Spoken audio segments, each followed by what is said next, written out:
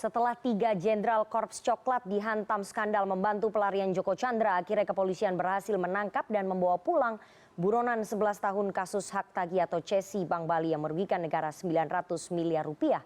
Berbekal perintah langsung Presiden Joko Widodo, Kabar Reskrim memimpin langsung penangkapan Joko Chandra di Malaysia. Bagaimana kronologis detik-detik penangkapan dan apa sebetulnya isi interogasi Kabar Reskrim kepada Joko Chandra di udara? Lalu bagaimana janji Kabar Reskrim atas proses hukum para jenderal yang membantu pelarian Joko Chandra?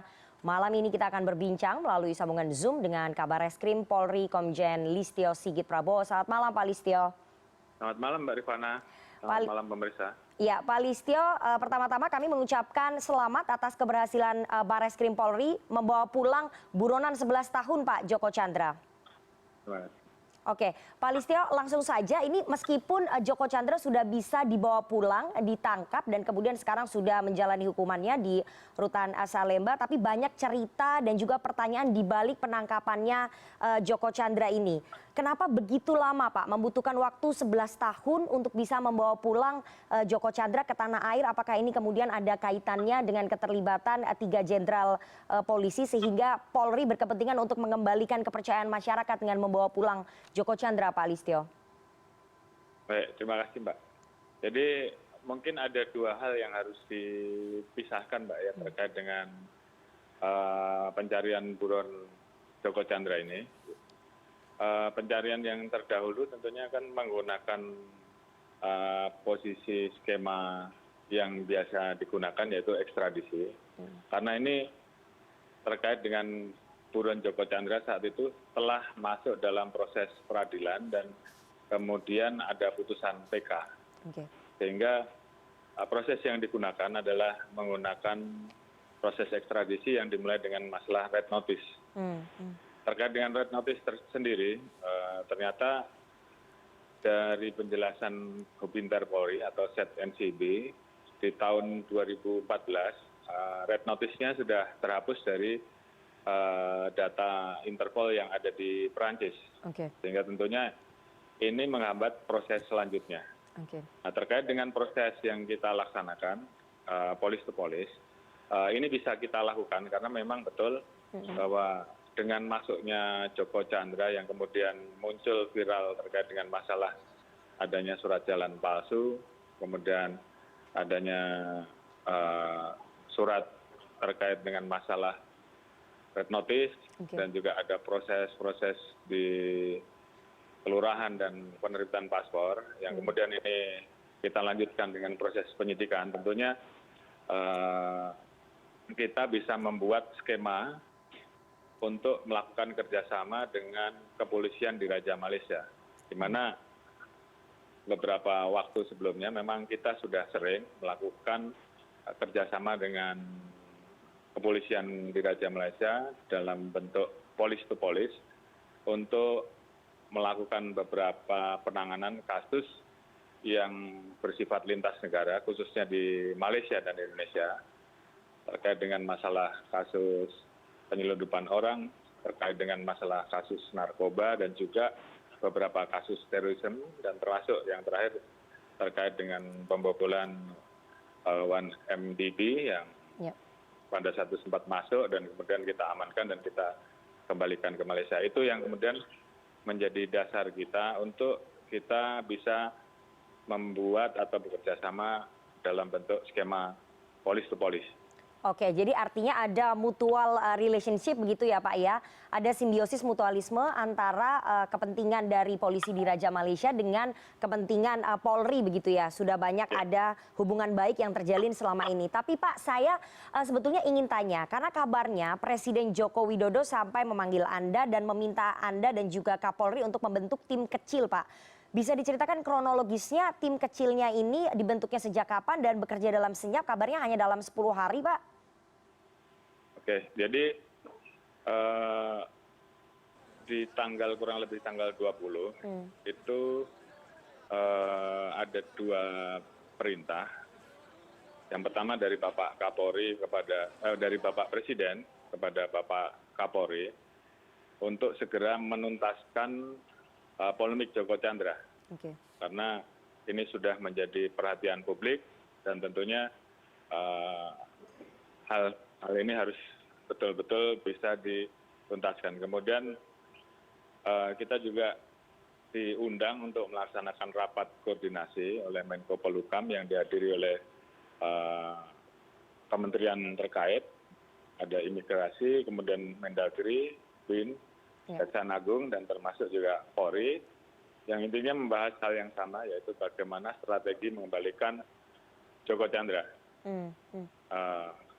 Terkait dengan hal tersebut, Bapak Kapolri kemudian menindaklanjuti dengan membuat tim kecil, tim khusus, di mana saya ditunjuk selaku penanggung jawab terhadap proses pencarian terhadap Joko Chandra, dan juga tentunya melaksanakan proses penyidikan terkait dengan peristiwa pidana yang terjadi di Indonesia. Oke. Pak Listio, Pak Listio, kabarnya Anda sampai hanya boleh melapor kepada Presiden, kemudian Kepala BIN, Kapolri, dan juga Menko Polhukam. Artinya memang sampai segitu rahasianya ya Pak ya, sekuat itu banyak pihak yang ingin melindungi Joko Chandra sehingga informasi ini tidak boleh bocor begitu Pak? Ya betul, memang untuk buron sekelas Joko Chandra, kita juga tentunya tahu bahwa dia bisa melakukan apa saja. Sehingga untuk supaya proses pencarian terhadap yang bersangkutan ini berhasil, tentunya tingkat kerahasiaan kemudian menjadi juga salah satu faktor yang menentukan. Sehingga tentunya seperti yang disampaikan hanya Bapak Presiden, Bapak Menko Polhukam, Bapak Kapolri yang mengetahui hal ini, dan kami memang menjaga untuk kemudian di dalam proses yang kita lakukan pun kerahasiaan ini betul-betul kita jaga sebagai upaya bahwa kita harus betul-betul bisa berhasil, karena apabila hal ini kemudian tidak bisa kita jaga, tentunya akan menghambat proses pengambilan Joko Chandra di Malaysia. Ya, Pak Listio, banyak yang penasaran sebetulnya cerita detik-detik penangkapan ataupun penjemputan Joko Chandra, karena yang kita tahu bahwa Joko Chandra ini tinggal di sebuah apartemen mewah di kawasan Kuala Lumpur dan dia punya pengaruh yang kuat terhadap beberapa elit di Malaysia. Apakah ada perlawanan Pak pada saat penjemputan dan pihak-pihak yang berusaha untuk menghalangi penjemputan Joko Chandra ini? Jadi semenjak skema polis to polis mulai kita laksanakan dengan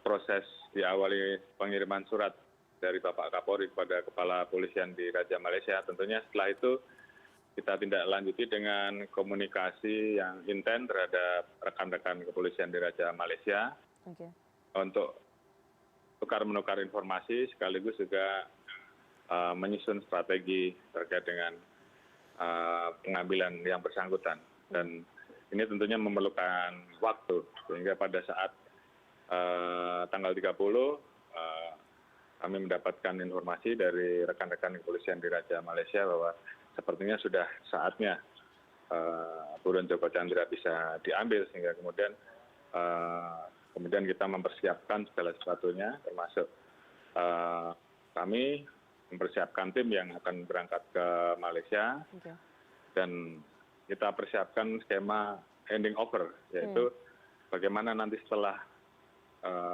Joko Chandra bisa diamankan, maka kemudian diserahkan kepada kami untuk selanjutnya langsung cepatnya kita bawa pulang. Jadi hal-hal tersebut tentunya kita persiapkan secara detail, sehingga kita harapkan semuanya bisa berjalan lancar. Ya, Pak Listio, artinya yang menjemput Joko Chandra ataupun menangkap Joko Chandra di apartemennya itu adalah polisi di Raja Malaysia, kemudian handing over-nya dilakukan di mana Pak Listio? Baik, jadi sebagaimana saya sampaikan bahwa terkait dengan masalah yurisdiksi, tentunya kepolisian Indonesia tidak akan bisa melakukan kegiatan-kegiatan penegakan hukum di Malaysia, sehingga kita telah berkirim surat untuk meminta kepolisian di Raja Malaysia membantu menangkap dan mengamankan yang bersangkutan. Kemudian setelah ditangkap oleh kepolisian di Raja Malaysia, kemudian secara sah diserahkan kepada kita di pesawat yang sudah kita siapkan. Di situ terjadi penyerahan dan saat itu juga yang bersangkutan kita keluarkan surat perintah penangkapan dan selanjutnya kita bawa ke Indonesia. Itulah yang dinamakan teknik handing over. Oke. Pak, pada saat handing over ada perlawanan tidak sih Pak dari Joko Chandra? Dia sudah lari selama 11 tahun, pasti ada perlawanan. Ada perlawanan Pak pada saat itu? Ya alhamdulillah pada saat diambil oleh kawan-kawan kita dari Polisi Diraja Malaysia bisa dilakukan dengan cepat. Jadi dalam posisi yang bersangkutan juga tidak menyangka akan diambil sehingga posisinya memang posisi yang dilaksanakan pada saat betul-betul kawan-kawan di sana bisa masuk dengan aman dan secepatnya bisa dibawa untuk diserahkan kepada kita di pesawat Benggya. Oke, Pak Listio, kami melihat di foto Bapak menginterogasi Joko Chandra di atas pesawat. Ada beberapa perbincangan yang cukup serius yang kami lihat di foto yang beredar. Apa Pak sebetulnya yang dibicarakan di pesawat pada saat itu? Apa yang Bapak tanyakan? Interogasinya apa Pak? Apakah Joko Chandra cerita kemana saja dia berkelana selama 11 tahun ini Pak? Ya tentunya kita ingin tahu selama 11 tahun ini kemana saja yang bersangkutan. Jadi termasuk juga apa saja yang dilakukan. Dan tentunya terkait juga dengan peristiwa pada saat yang bersangkutan masuk dalam rangka mengurus PK menurut dia. Tentunya kemudian bersentuhan dengan beberapa institusi termasuk tentunya di institusi kami sendiri yang tentunya sudah menimbulkan korban sehingga kita mendalami semuanya itu. Oke, Pak Listio, segenting apa sebetulnya kasus pelarian Joko Chandra ini sampai Anda sebagai Kabar Reskrim harus turun gunung mengawal langsung penjemputan Joko Chandra di Kuala Lumpur, Pak? Ya, tentunya ini kan sudah menjadi perhatian publik dan ini kan menyangkut bagaimana kita menjaga marwah Polri, institusi Polri itu khususnya Barreskrim. Dan satu-satunya cara untuk bisa membuktikan bahwa kita terbebas dari seluruhnya, kita harus mampu menangkap Joko Chandra dan itu harus bisa kita lakukan. Dan alhamdulillah setelah bisa kita tangkap, maka tentunya semua pertanyaan-pertanyaan yang ada, rasa penasaran dan sebagainya yang ada di publik dan bisa kita jawab dengan memproses Joko Chandra. Termasuk juga orang-orang yang terlibat di dalam proses pada saat yang bersangkutan ada di dalam negeri dan melakukan pelanggaran. Jadi termasuk anggota kita pun juga kita akan proses, kan begitu. Ya, Pak, ini kan Joko Chandra sudah dimasukkan ke dalam rutan Salemba ya, tapi di sisi lain begitu dia sudah menjalani hukumannya, tapi di sisi lain dia menghadapi kasus baru yakni pidana melarikan diri dibantu oleh Brigjen PU yang berada di bawah koordinasi Barreskrim, Kabar Reskrim. Ada indikasi tidak Pak dari hasil penyelidikan atau penyidikan Brigjen PU menerima imbalan Pak? Ya, sedang kita dalami. Yang jelas proses pemalsuan surat atau membuat surat palsu itu tidak pasti.